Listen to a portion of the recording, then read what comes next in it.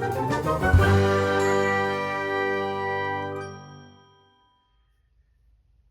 everyone, this is Chris, your friendly neighborhood Minnesota comic geek here with my part one haul video slash discussion topic from this last weekend. Before I get started, I would ask that if you enjoy this type of comic book related content, please give the video a thumbs up, hit the notification bell, and subscribe to the channel so that you don't miss any future videos. And if you enjoy talking comics, then comment below. Alright, let's get into it. So this last weekend was Saturday, June 8th. The second of, I believe, three Valley Creek Mall comic shows over in Woodbury, Minnesota was held. It's a fun little one-day event put on by the Minnesota Comic Exchange. If you live in Minnesota and are not part of that Facebook group, I highly recommend joining. It keeps you up to date on different comic book show events and sales. It's a wonderful resource for the comic buying public. I thoroughly enjoy the group and seeing what people pick up, what they want to sell, what they're trying to buy, their goals, their likes and dislikes about the hobby itself. So I decided kind of last minute to go because I wasn't sure if I was going to get to go or not because I had other things going on and those plans changed. So last minute I decided, yeah, let's go. And I went with the objective of limiting myself to about $100 budget. Spoiler alert, I went slightly past it. I ended up spending closer to $180 all told, but I will get into that in a part two haul video from this last weekend. In this particular video, I wanted to talk about, or at least broach the subject of trying to hunt for comic books to complete runs and just collect in general in the kind of modern era of having more information and knowledge about key issues and even minor key issues. Comic book apps like Key Collector especially are a great resource to look up comic books and stuff. It is a wealth of information for finding what those key issues are, because not everyone has that knowledge, that history of a particular series or whatnot.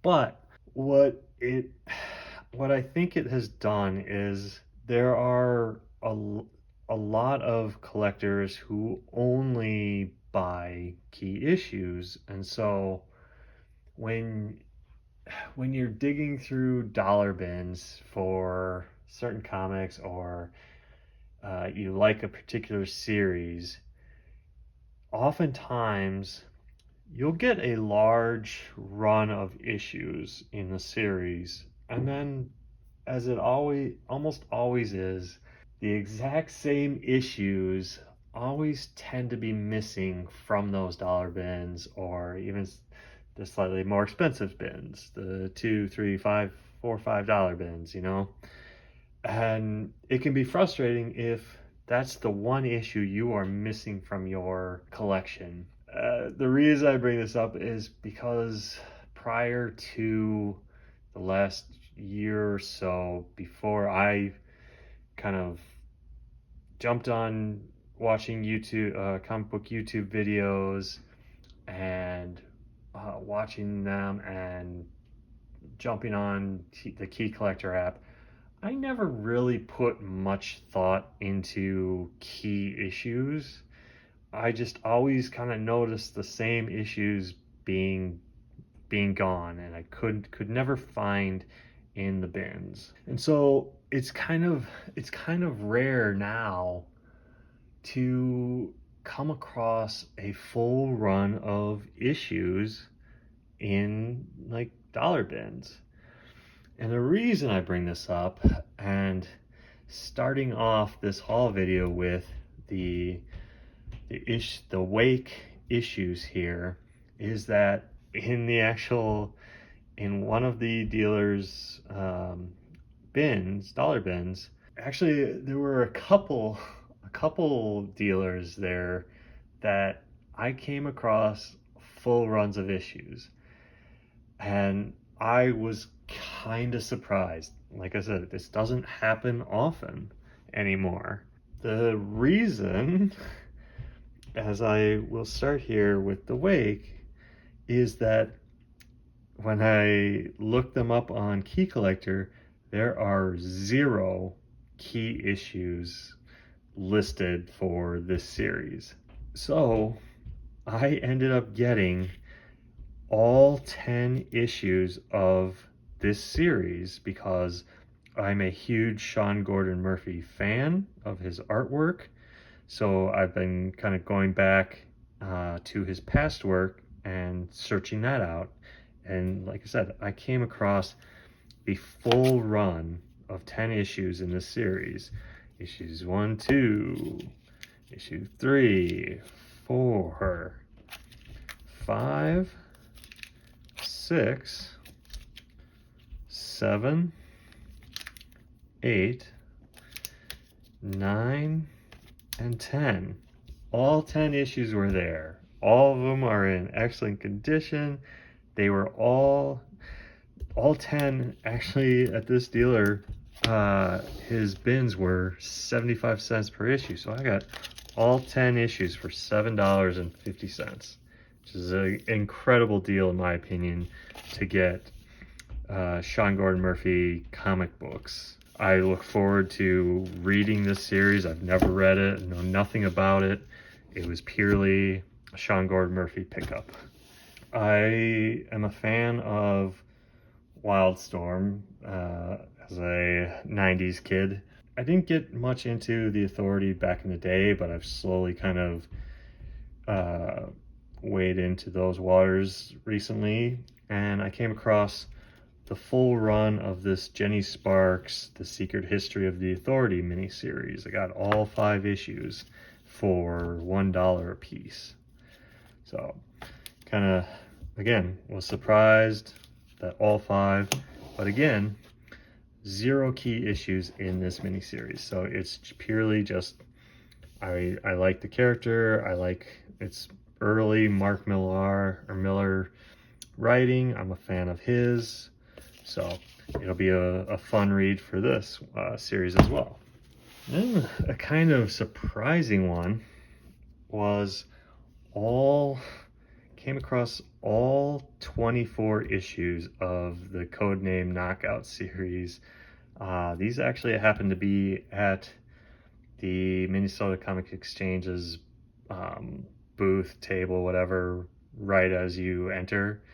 Like, they had excellent deals. I got some quality issues that I'll show in the other haul video I plan to do, but they had some excellent comics for excellent deal. These were all 24 issues were $1 a piece.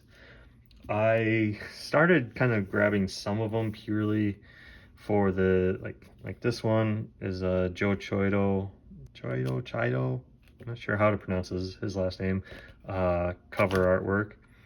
Got this excellent earlier Frank Cho issue number 1 cover. Another Joe Choido cover for issue number 2.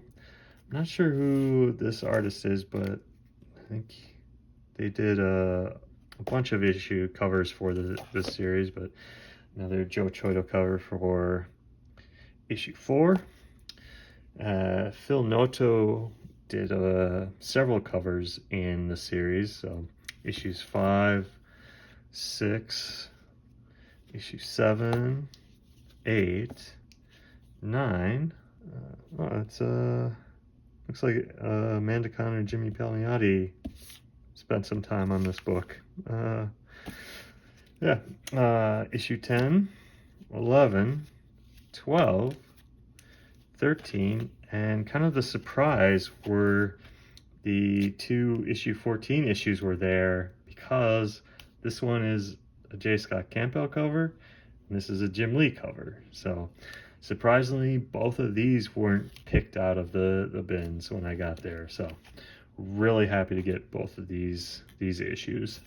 Issue 15, issue 16, issue 17, 18, 19, 20, 21, 22, and the final issue. Like I said, I was really surprised that all 24 issues were in the bin. I've never read this series, so if you've read it and you like it, let me know what I'm in for when I start reading these. And lastly, I didn't get all this one, or I should say one more thing. Again, Codename Knockout, 24 issues, not a single key issue, which is more proof of why they were all there.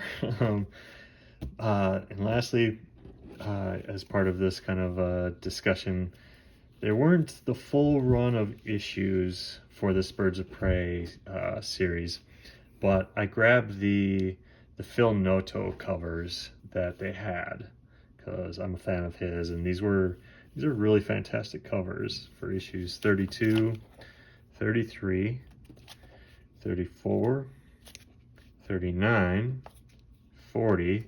Nice kind of matching covers here. Kind of a triple threat here with these issues 40, 41. And this was an excellent Power Girl cover in kind of her older costume for issue 42. Excellent Phil Noto cover. And issue 43. So those were kind of the haul. Again, I got all these Birds of Prey for $1 each. So these were kind of all the stack of books I got that kind of fell under kind of full runs of issues of a series or whatnot. So really cool, really excited to get kind of full runs, so when I do find time to read them, I can read the whole story all at once, and the story doesn't get interrupted. So what are your thoughts on the whole key issue discussion? Are you someone that isn't necessarily a key hunter? You're just a comic collector and you like to have kind of a full story or a full set of issues. Like, are you finding it frustrating, kind of always coming across missing issues that you need for your collection? What are your experiences? Do you come across kind of full runs of series, of titles? Let me know, along with your thoughts on the various titles that I'm showing in this video. With that, I will end this video. Thanks for watching, and again, if you enjoyed this type of comic book related content, please give the video a thumbs up, hit the notification bell, and subscribe to the channel. Till next time, comment below and let's talk comics. Bye.